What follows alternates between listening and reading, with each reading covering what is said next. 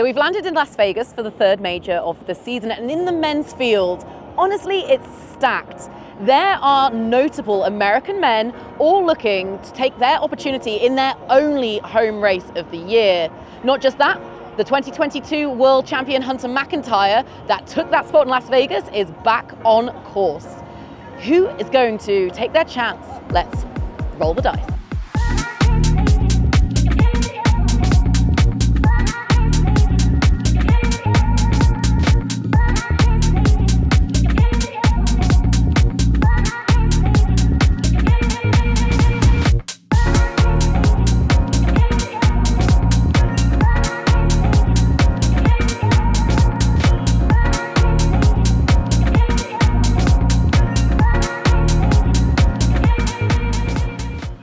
But we're going to talk about all that, ladies and gentlemen. Let's get ready to race here at the second major.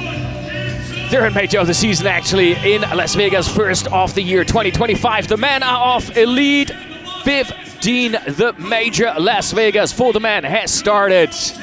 And what a race it's going to be. Excited to have Greg with me here again for all the numbers, analytics, and all the insight. And, of course, the world champion on the women's side, Megan Jacoby. Megan, great to have you back here. All right, Tim Venus looking around is like, hey, hold on a second. Where's the competition? He's one of the men we're having on the radar here today. Some are saying he can beat Hunter McIntyre. A lot are saying James Kelly can beat Hunter McIntyre. It looks like Tim and JK are talking to each other. Are they forming a strategy? You know, mid-race? You just never know. It's like, hey, let's see what we can do, you know, to bring down the sheriff. You know, with Hunter, we were talking about those little nose clips, you know, that are supposed to help you. With him, I'm not sure if he uses it for its purpose or just because it makes him look even more retro than he does already. He does seem to like to have an accessory. If we recall at Worlds, he had some pretty fun glasses in that Elite 15 relay, so... Here we go, our top athletes at the skier. Dylan Scott is there. He lost a few meters, but he separated themselves from the group behind himself. Sitting there in fourth right now. So JK, Tim Venus, Hunter McIntyre, Dylan Scott. That is our top four that we've just seen there. Speaking of everything to gain, Tim Venus and Hunter McIntyre, they are both still head-to-head, and they are taking just a little bit of time out of James Kelly. And Dylan Scott is actually catching up to James Kelly now, so he's getting real close. Not super surprising from Dylan. If you've ever seen some of his workouts, he does a lot of ski erg in pretty gross distances. Not an amount of time I would ever want to spend on a ski erg myself. No. It's the next two stations that the important ones for Dylan. Like, can he get through these sleds in a good position? And yes, if he absolutely. can, then it's game on. And I think we can all agree, for everybody who has not watched the women's race, the sleds do not look particularly fast today. Correct. They definitely look to be a little bit more challenging today, so it will be interesting to see how the men fare with them, if there is a difference or not. We have Hunter and Tim out together. Oh, but did you just see that? I love that. With Dylan Scott and James Kelly going out, James Kelly just behind Dylan Scott, and he didn't waste a second to sneak through the inside, go to the front, and that's how confident he is, and I think for a good reason. Greg, if we look at James Kelly, he has trained like a madman. It's just unimaginable, is it? Hunter without show is like, just doesn't exist. Absolutely. And you know what? Every sport needs a character like that, truly. Oh, truly. I think as well, he does that when he's feeling good, right? Like, I remember him last doing that at the Manchester World Championships in 2023, and he performed so well that day. Like, I think if you're the early stages of this race, if you're not feeling that good, I don't think you're doing that. Absolutely, absolutely. So really could be a sign that he is feeling it tonight. Yeah. What I don't like seeing is Tim Venus with a compression sock on again. We had that story of him traveling to a major race with a thrombosis in his leg, and that did not turn out well. So I hope this is just pure precaution. But Hunter McIntyre, he's had a bit of a whirlwind preparation for this race here as well. You know, he is one of the people affected by the wildfires in LA. He had to head somewhere else for training, you know, bunch up with a couple of friends and be evacuated for not too long, but a couple of days. Didn't seem to impact him too much. So I don't know about you guys, but it looks like some of the men downfield are actually having an easier time on the sled push right now than some of the leaders. We have some people making some moves. Well, Dylan Scott's going Jake for Dearden it. making a big move right here. Yeah, Hunter started this sled push very fast, but there's been a lot of pauses since then. Whereas, yeah, you're right. People like it looks like Bo Wills down there is moving pretty well further down the field. Dylan Scott, you just never know what's going to happen on the day. You just don't. He can blow everybody, you know, just out of the ballpark, or he might come in dead last. Yes, it does seem to be that way. Definitely, though, it seems like the days he wins and he's feeling it, it is on American soil. So he's doing pretty well on this sled push, almost neck and neck with Hunter. I think with Dylan, it's two things. He's one of the athletes, not... Yes, say. Who is that? It's Harry Thompson coming Wow, out. Harry Thompson making a huge move on the sled push, but we know that strength is a strength for him, so not super surprising. Ryan Kent making a huge move coming from downfield. This is exactly what I would hope for him. Oh, a lot of movement happening there. Wow, Tim Vienisch now coming out. Jake Dearden, Colin Stiefer. Marcus Wallace. And now, wow, JK is now just getting finished with sled push. Wow, even Bo Wills caught almost back after him. Johnny Wynn is out. This sled push has really brought the athletes back together. Yannick Chaplet definitely not enjoying those first steps coming out of the sled push now. He's suffered a lot, pump in his face here. It looks like he's almost struggling to breathe a little bit, which obviously is impossible, right? Because he's wearing the nose clip. I must be seeing this wrong. He actually looks like he could be in pain, so it will be interesting to see. Hopefully nothing happened. Ladies and gentlemen, Dylan Scott coming now. He's also enjoying himself right now, yeah? Quick interaction with the folks there, asking where the chalk is. Dry hands important for the sled pull. Hunter McIntyre is on it already. And here we go in second. Now, So Dylan Scott. As we're seeing, JK has definitely made up a lot of ground on that last run, coming in basically shoulder to shoulder with Tim. The thing is, he made up ground on Tim. He made up ground on Harry, but I don't think he made up ground. No, he definitely did not on Hunter McIntyre. No. It has pretty much stayed exactly the same. So he was 27 down coming out off the sled push. Oh! Hunter's been just put, it hadn't quite crossed the line there, so he got called back there. It's cost him a few seconds. But you know what? I think Dylan actually clawed back some time anyway, even regardless of that little incident. I think Dylan, you know, done a faster first length for that sled pull versus Hunter. Ah, look at that. Synchronized pull in here. Hunter just about one pull ahead. That's Harry Thompson in third. Like Megan said earlier, strength is one of his strong points, so we would expect him to be performing strongly at this stage of the race. And I remember back in Washington, D.C., he done something similar. It's whether he can cling on to the end. And it looks like his sled's got stuck.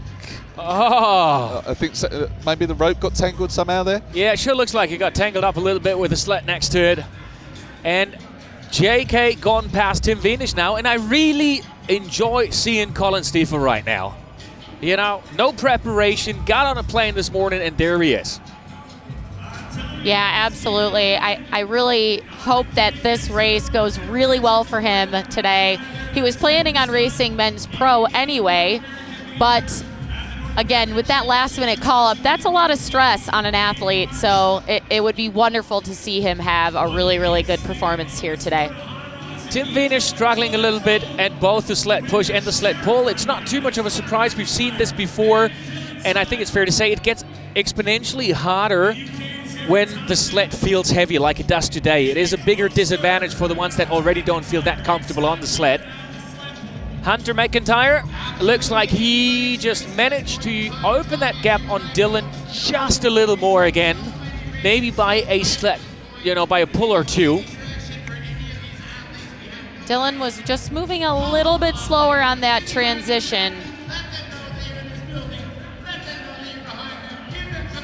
And now Constantine for now caught back up to JK. He's really a good mover in the race right now. But again, 28 seconds, the gap between first and fifth gap into the sled pull.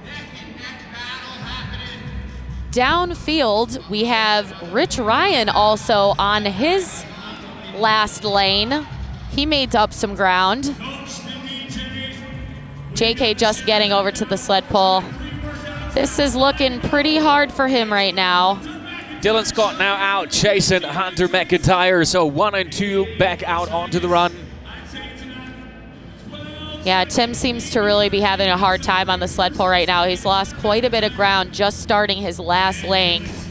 I think the last athlete to get over on that last pull. Here comes Rich Ryan. Rich Ryan, here we go. There we Hyping up go. the crowds. He's on the way. There you go. He's feeling good. That's not a normal Johnny Rich Wynn, Ryan look at move. that. Johnny Wynn, the other big mover in the sled pull, he is out. And now we've got Ryan Ken out as well. He made a lot of ground up there as well. Wow, Jonathan Wynn really moved up. He's now in 4th position. You know, and you Johnny Wynn, I mean, like, you got to be happy for him if he has a great race here. He really put everything in to qualify. He was so close. I think 5 seconds away from qualifying in Hong Kong. Didn't work out, so he tried again and again. He got in, and if you just look at his story, you know, he is an addict. He's been sober for 4 years. He very openly talks about it. And then being here in Vegas and performing like that, that's got to be amazing for him, because he said the very first thing he did when he arrived in Las Vegas, precaution, AA meeting. That was the first thing. He went straight there, not because he felt like gambling or something, but he said, this is not a safe environment. And, you know, to be able to be here and perform in that environment, fantastic to see. Hope he continues having a good race here. Truly an amazing person with a great story. Has 2 really young kids. So as someone who's a mother, I can only imagine how much that also adds to the stress of just being an athlete. Dylan looks to be really running really strong into this station right now. Oh, absolutely. And I don't know if you guys caught that while we were talking or not, but on the screen, as Johnny Wynn was going past Rich Ryan, that friendly interaction, quick fist bump and so on, great to see on the course. It looks like everybody's just having a ball here today. Folks celebrating with the spectators, Hunter McIntyre, Dylan Scott, everybody's just cheering them on. Camaraderie among the athletes on the track. It is a fantastic race here. And for everybody joining us just now, welcome to the men's race here at the Majors in Las Vegas. Hunter McIntyre in the lead, but Dylan Scott chasing hard. So now we actually have Rich and Wynn coming in shoulder to shoulder. Followed very closely by Pelayo and then the real big chase pack. So this is still a very, very tight race. I think Rich needs to be real careful right now. He's overstepping again and again and again. And so I'm going to ask you as an athlete, 2 steps at the burpees. What we're seeing from Rich Ryan, is it really just 2 steps? There is this very short kick at the back. I'm going to be honest, it could be the shoes. Those shoes really roll a little bit forward, and he looks a little wobbly on the toes, so I'm wondering if that's pushing him forward a little bit too quick, and that's why he's having an issue maybe with his hand placement. Dylan Scott, he jumped past Hunter McIntyre. It's a jump off between the 2 Americans right now. Well, we were wondering before we had an idea which version of Dylan Scott we were going to see, and now it's very clear which one we're seeing. Dylan Scott first out off the burpees. Hunter McIntyre right behind. That's the duel in the lead right now.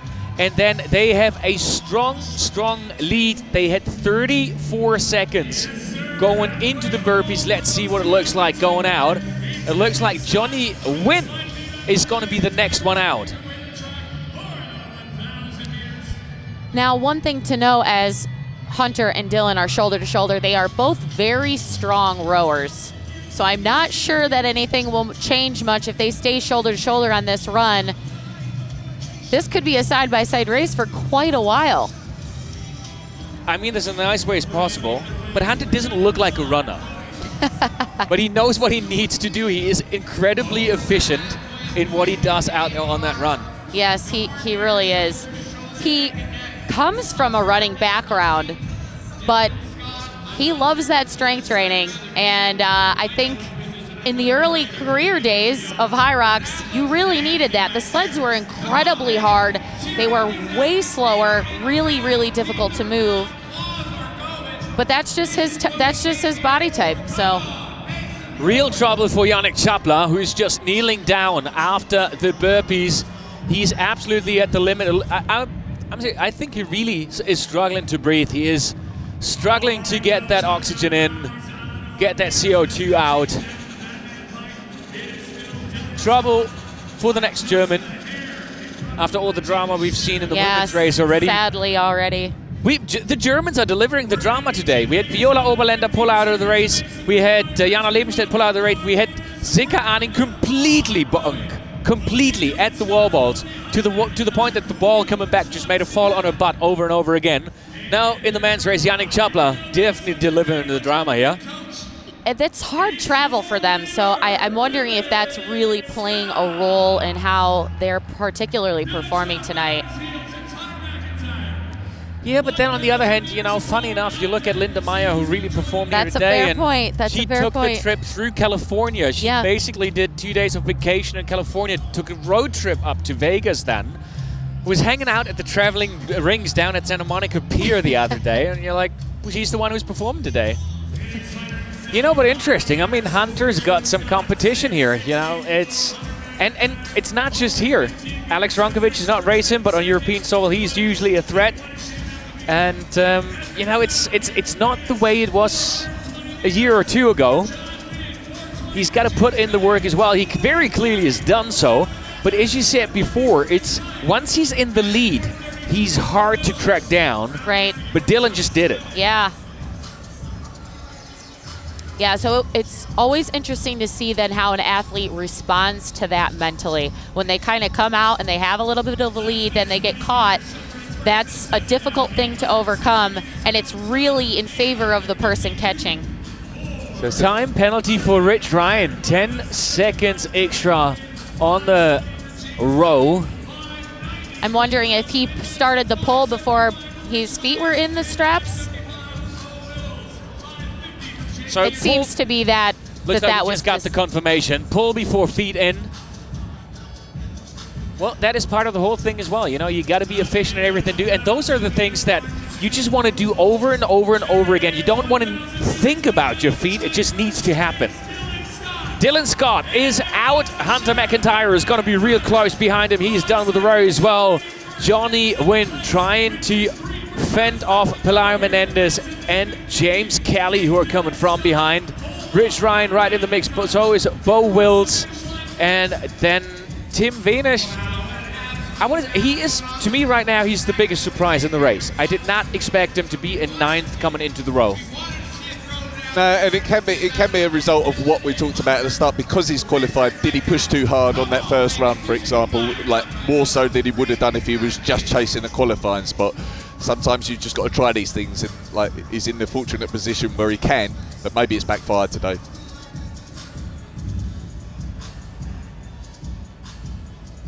The one thing I give Pelayo the biggest credit for is he's at the row and he's still got his t-shirt on.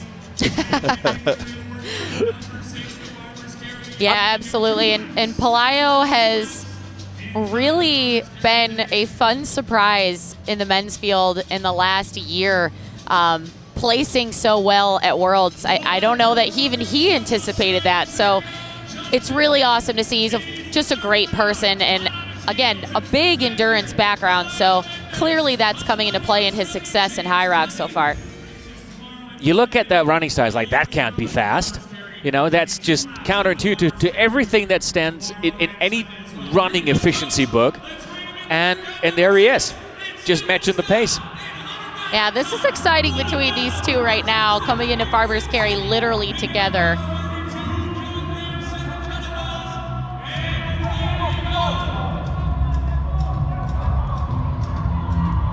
And when we saw Hunter in Nice in the World Championships, he was struggling that day, but I remember he put the Farmers Carries down, didn't he, at 1 point or 2 points, I think. But look at Hunter trying to make that move. He makes the move here. That is a statement.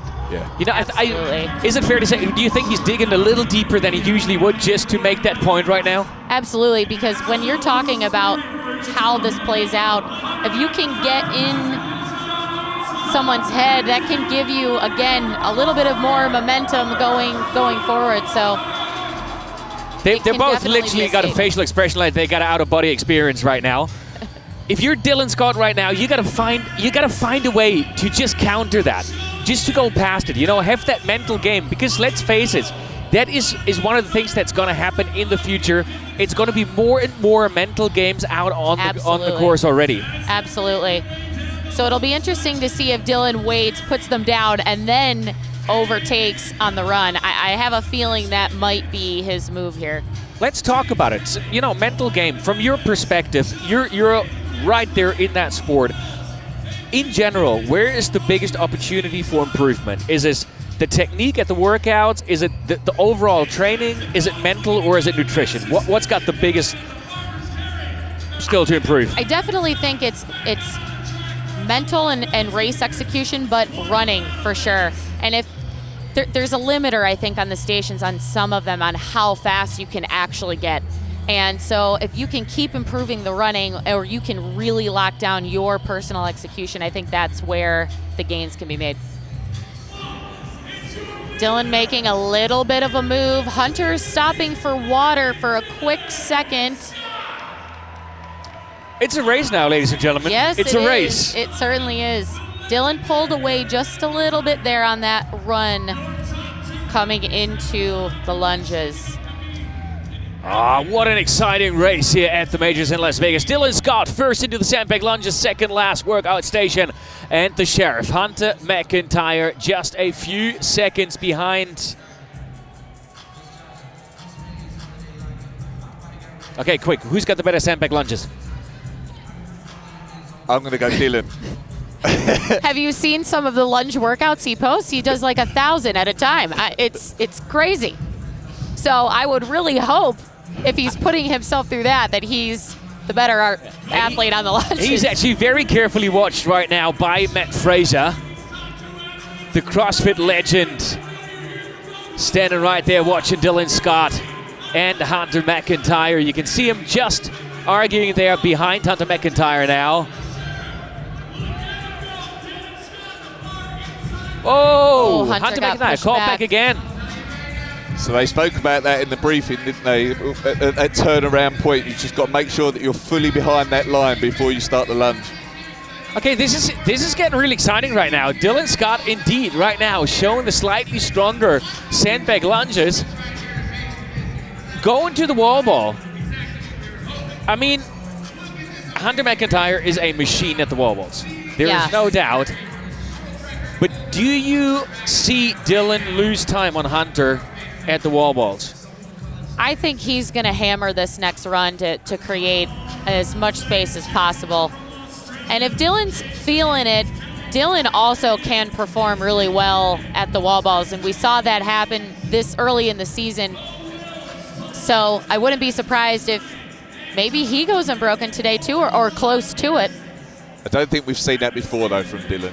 So if he did it, I think that would be a first for him on the wall balls. Oh, but look at that race behind. James Kelly, we're seeing Bo Wilts there as well.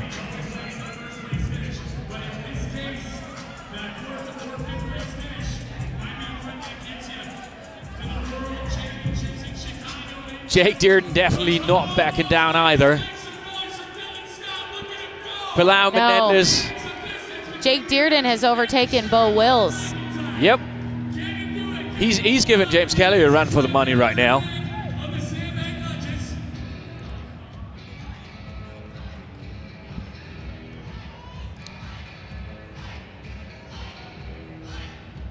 if he can stay where he is, you know, he's there right now finding himself in a qualifying position for the World Championship.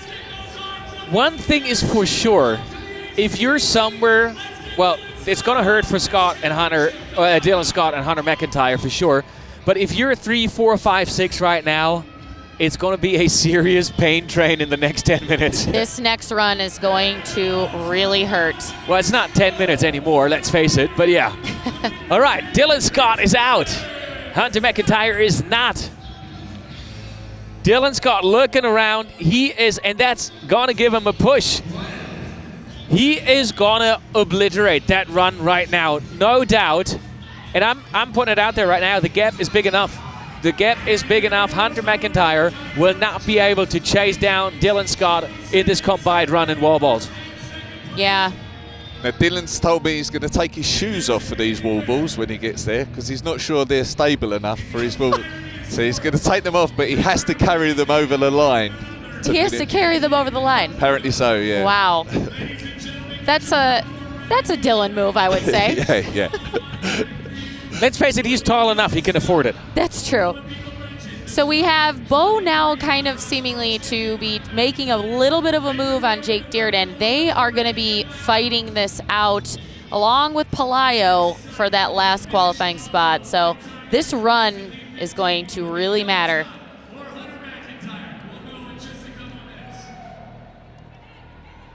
Oh, 3 men, 1 spot. That's got to be a mental game as well. Pelayo is right there now with Dearden. Bo Wills, again, good move. Oh no, Jake dropped the bag. It hit the back of his shoe and his foot popped off. His foot popped off? His shoe popped off. Something popped off and, and then he had no shoes on. We've seen Franz Löschke, German former Ironman winner who raced Frankfurt. He literally decided, I want to do Hyrox, and gave himself 10 weeks to train. He didn't have a gym where he could do a real practice race, and after 10 weeks of training, raced a 1:01 in his pro debut. Incredible, but not surprising. I think the triathletes come in and they really fare quite well right away, and it's more of a station issue, I think, that they just don't spend a lot of time working on them. But their running is absolutely phenomenal, so they certainly have the aerobic capacity going for them. And look at that, Dylan Scott, the shoes have come off. He's at the wall balls. He was at the wall balls before our final 3 athletes even left the sandbag lunges. Here comes Hunter McIntyre in second, 32 seconds down. He lost another 8 seconds on that run. Half a minute behind Dylan Scott, who's got a 14 wall ball advantage. Yeah, but if you look at Hunter's cadence, it's significantly faster than Dylan's right now. Only 14 wall balls ahead. This still could be a crazy finish right now. Absolutely, it all comes. He's got the faster pace, the faster cadence, no doubt, and then it's coming down to the big question: who needs to stop? Who needs to rest or doesn't? Absolutely, and like Greg said, Dylan hasn't gone unbroken before, but we have seen Hunter go unbroken before. So if they go unbroken, quick math, if you look at it right now, it looks that for every 6 wall balls, Hunter is making up 1. He is 12 down right now. He was 15 down coming into the station. Whew, this is, you do the math out there, but this is going to be a very close call, and it's also going to come down to the precision, especially in that second half of the wall balls. Absolutely, and we saw that happen at Worlds where there were a lot of no reps and a lot of positions shifted really quick. It came really down to the wire between a couple reps because of not having perfect precision. So this could... And there was that no rep for Dylan, and it's down to 9 between them now. Halfway through for Dylan Scott. What an exciting race for the win here in Las Vegas. And of course behind Greg, the duel for the qualification.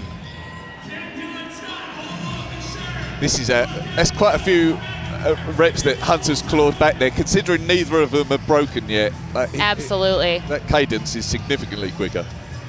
And another no rep for Dylan Scott. So now there's only 5 between them. Hunter McIntyre within 50-60 wall balls.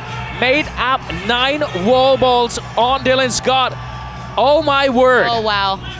What a finish this is going to be. Is Hunter McIntyre really able to claw back 32 seconds on Dylan Scott?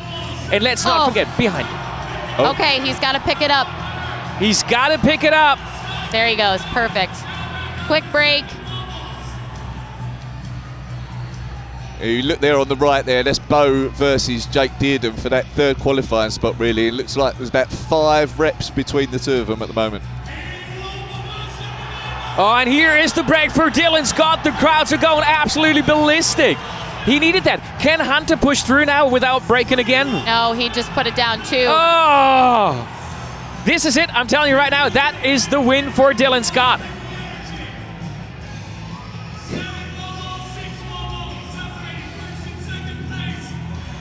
Ah, Dylan, he can dig deep enough. He's going to be able to push that through. Come on. 10 to go after this one. This is just going to be in his head. He's got to do this. Yep, that's it. Yeah. That's it. This is Hunter McIntyre surrendering. There's Jake broken on the right there as well. That's good for Bo. Yes, it is. The Sheriffs run out of town by Dylan Scott.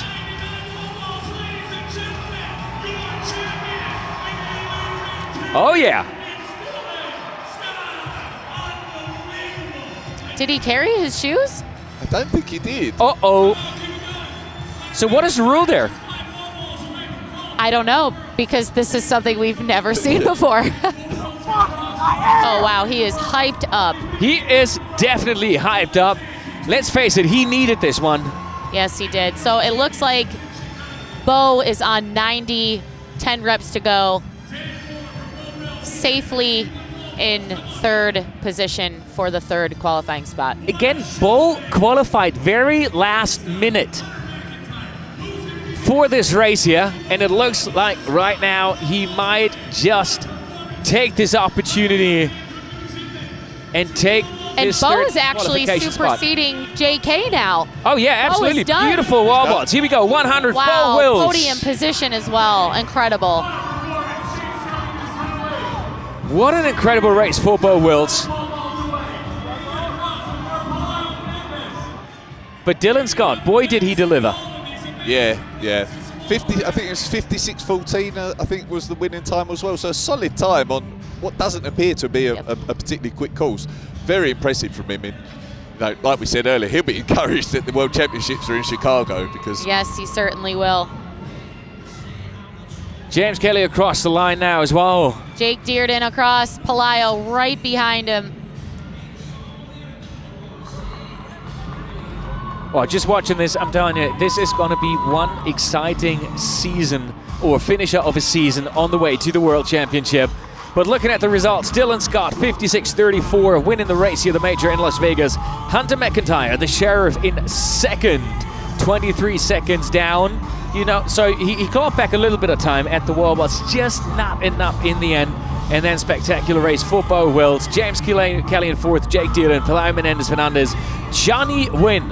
Fantastic 7th place here today, and then Rich Ryan just across the line in 8th.